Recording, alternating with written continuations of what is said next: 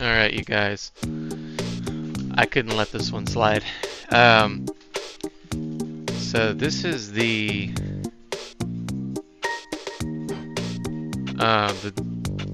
track switch, track mode switch. It was brought to my attention after I had done this mod of changing the lights on this one, that the GR4 part of this switch doesn't light up, and that kind of disappoints me. I feel like it's missing that fulfillment. Like, it's not, to me, like, these draw my attention, and then this is like drawing my attention more because it's not lighting up. So today I hope to solve that, but first we have to figure out how this comes apart. And I'll turn the music down just a little bit in the background so it's not so blaring. Alright, so I've already got these tabs here that are pulled up, but even on the other side, I've got it pulled up there and I've got it pulled up there, it still doesn't want to come apart. I think this ring has something to do with it on the top, whether that just presses on there or... Oh, I think I just pushed it back together by accident. So I don't know. I have to figure this out. So yeah, that ring is what's holding it on there, I think.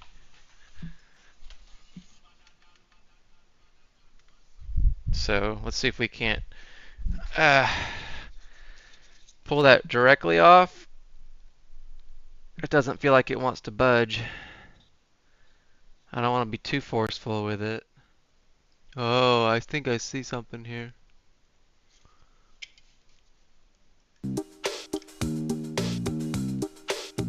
So that down in there, so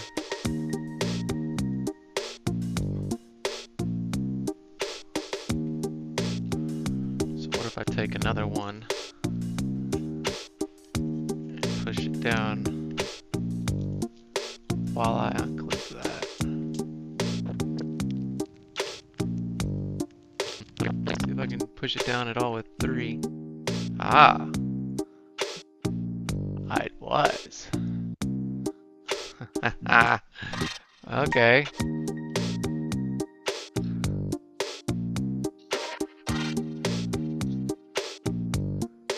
Oh, that's farther than I've ever been with this switch. Okay, so that part just came out. And these are the clips that a little oil on there, so I don't want to get it too dirty.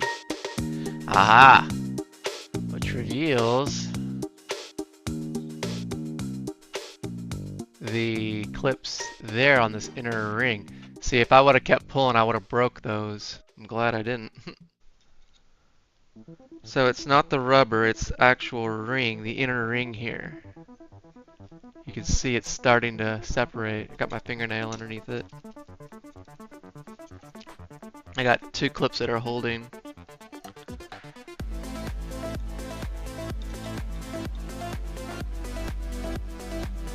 Okay, I think we got it. Let me go back to the one that's not done yet on that other side. So I'm going in there and I'm basically get it under there and twist just a little bit. Very, very carefully. That's it. Oh my gosh. Okay, so now where does that leave us?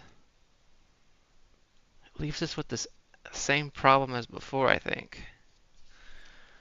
Still can't. How do I get this out?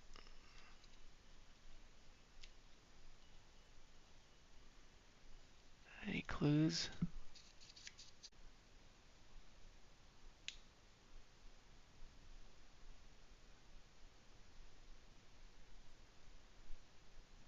Huh.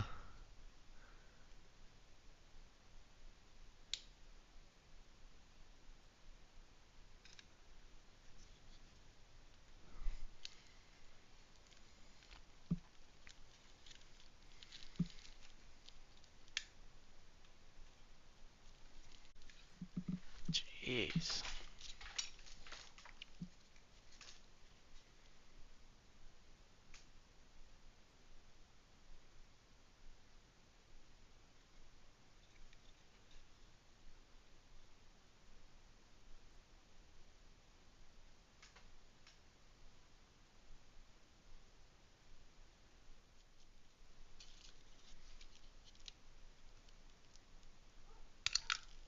Oh my gosh. I freaking did it. Let's go. Wow. What a pain. Oh my gosh. And now I can remove the stop piece. I will be the first in the world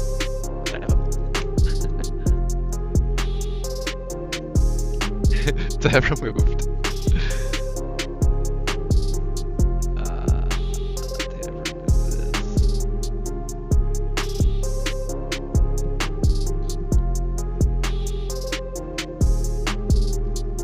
Can you make it light up? So the next thing is we're gonna use a routing bit. It's not a drill bit, don't get confused. It has the ability to plunge down and route from side to side. Just curious.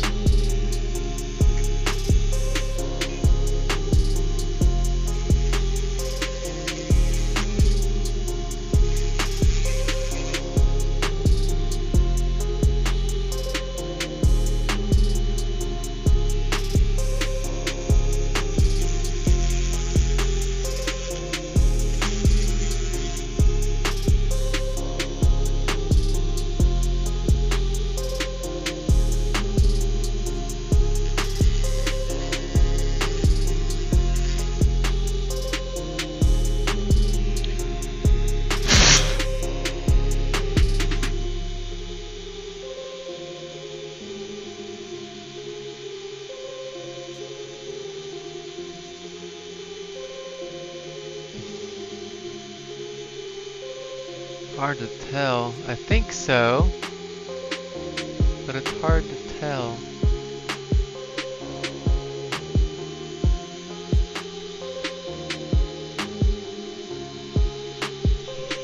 Hard to tell how far I've gone.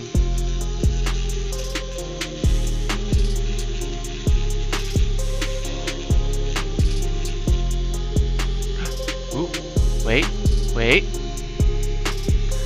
I think I see light at the end of the tunnel here. Oh my gosh, wait, hold on. Oh. I do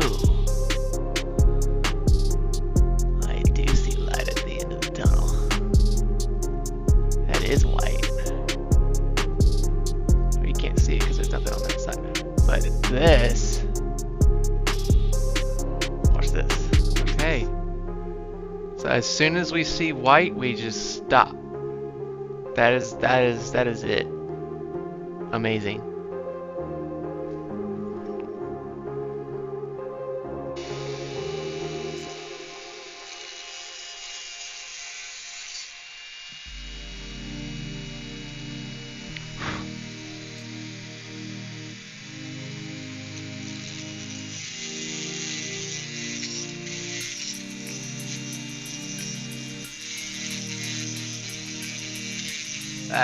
I mean, we got a little bit of finishing up we got to do, but you can see these corners, how I had to follow the shape of that line right there. You'll notice out here towards the edge, there's actually a like here back in the beginning. Where is it? Right there. There's a step. I'll point it out. There is a step from here.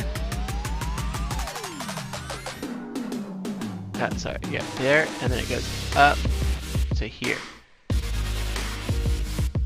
Or here, and then step up again.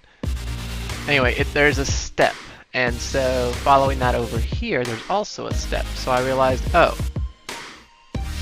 instead of following this line, you see how this kind of comes out further towards the edge here?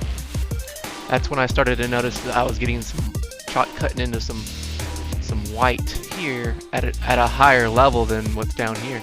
So I was like, all right, well, we'll cut in and let's see how we did, or how we've done so far. So I'm gonna turn my light off. I'm gonna shine the flashlight, but you can see now. Pretty much got the. I'm gonna do a little more on the R, and the G needs to be. Depending on how I hold it.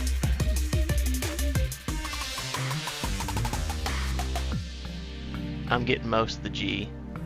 So, yeah. I think we're doing really good. I think we're gonna make this work. And, yeah, that's really exciting, you guys. You have no idea. It'll be better once I clean all that excess material out of there, too. Alright, so where are we? Well, more digging later. You can see now how much material I've removed. You can see the two gashing holes I have here now. Get those into view.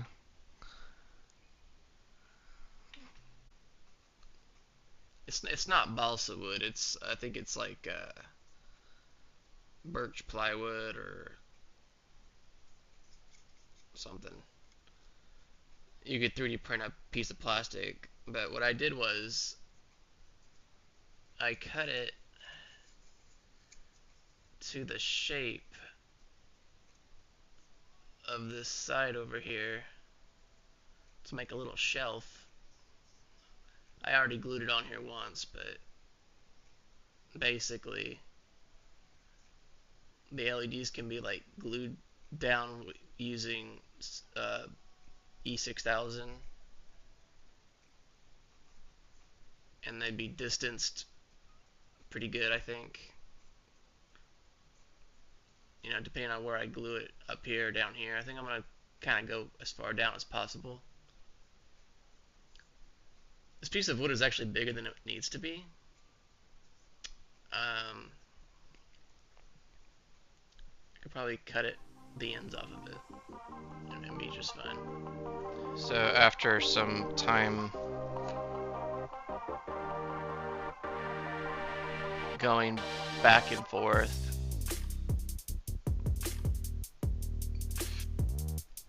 with the different resistor values, this is 8200 or 8200, right? K-ohm resistor. You can see the camera actually does a pretty good job of recreating the brightness. These aren't super bright because of the resistor value I chose to use here. And that's intentional because the deal is the limited space to mount these LEDs requires you to mount them closer to the diffuser, and when you do that, they appear brighter. So that's this is what I've come up with in terms of like a frame, just using solid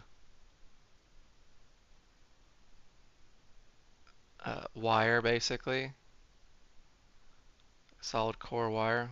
In fact, I got it from just some resistors. You know, it's like the wire that comes on one of these resistors. I just cut the leads off of these, so I thought that would be a great sort of way to keep this somewhat rigid. And anyway, I didn't even use the microscope to solder this. I just kind of did it by eye. And I think I did a really good job. I was taping down different components while I soldered them. I had like a jig. It's pretty good.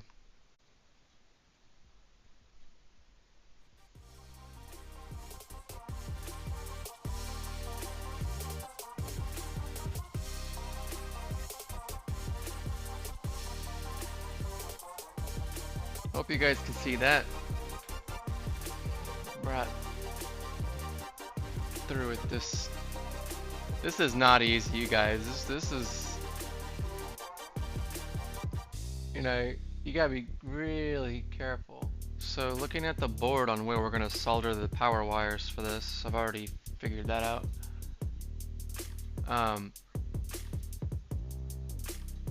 So all the power that goes to the LEDs comes after a diode, which is here.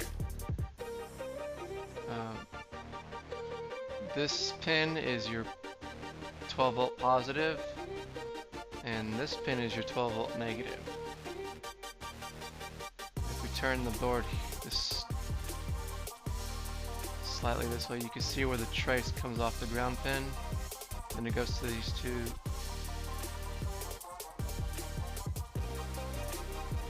I forget what they're called.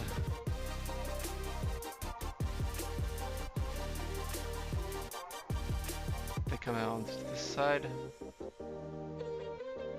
and then they bridge over to the diode. See?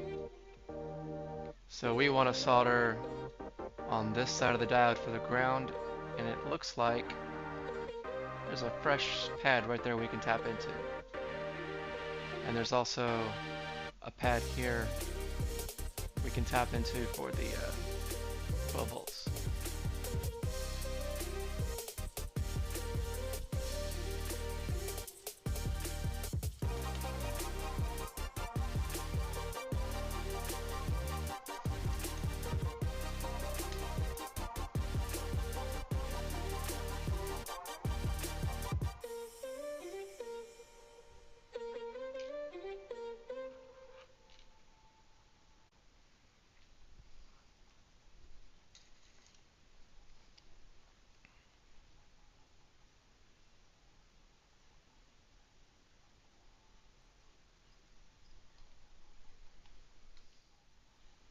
We want after the diode.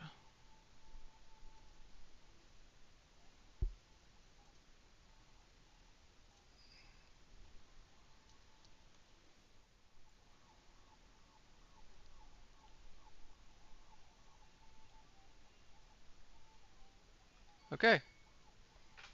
That's it.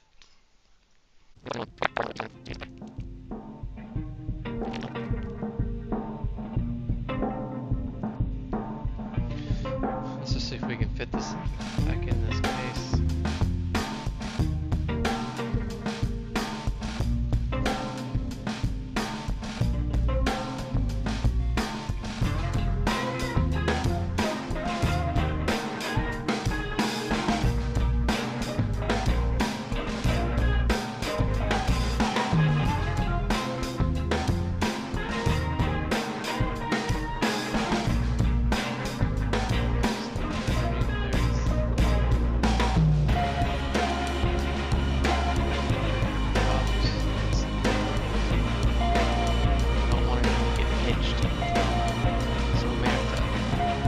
Slack in here.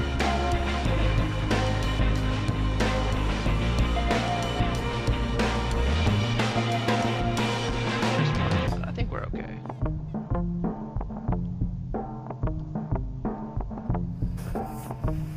Okay, well that's it for this video. If you made it this far, congratulations. This was about 5 hours, or actually probably more.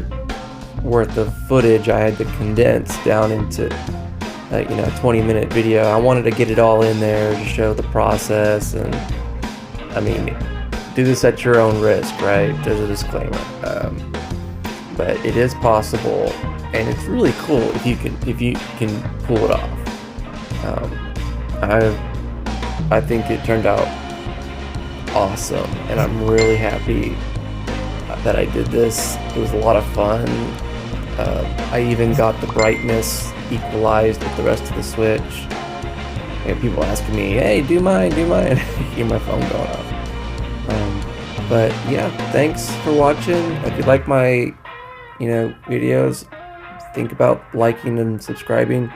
Comment below what you think, what you'd like to see maybe, and yeah, have a great day.